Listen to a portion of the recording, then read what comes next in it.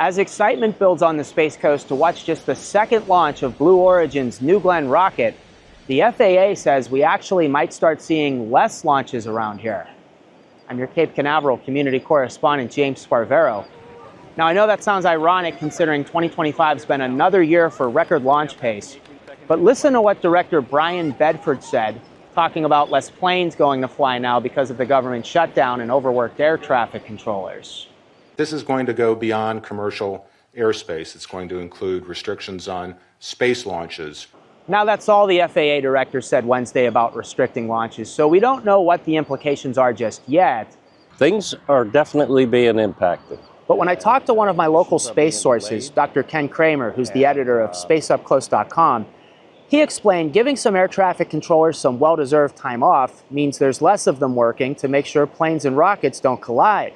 The FAA needs to sign off on every launch, and it restricts airspace or redirects planes. Ken's now concerned about NASA staying on track to launch Artemis II, the first astronauts who will fly around the moon in more than 50 years.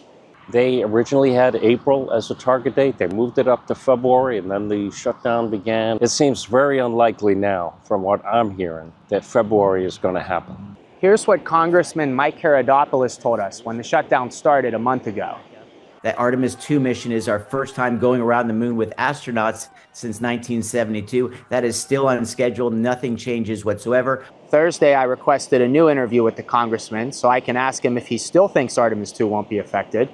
In October, he told us he thought the shutdown would be a short-term situation.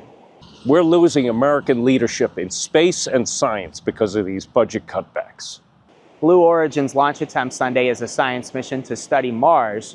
The launch window runs from 2:51 to 4:50 in the afternoon, so potentially there could be thousands of people coming to the beaches because the visibility of the pad from here is just incredible.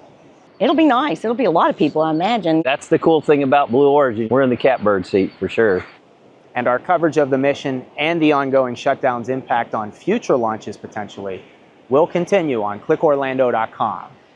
In Brevard County, I'm your Cape Canaveral community correspondent, James Sparvero, News 6.